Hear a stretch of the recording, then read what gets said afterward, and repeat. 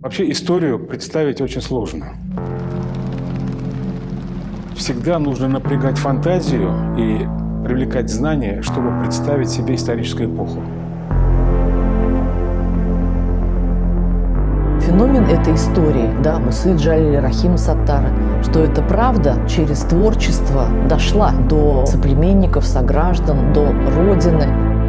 В этой семье образованность, она приобрела культ. Чувство ответственности, чувство понимания, где они, что они могут сделать. Об этом сняты передачи, об этом сняты фильмы, но об этом в России не знает никто. Это были необычные люди. Они могли действовать на людей через эмоции.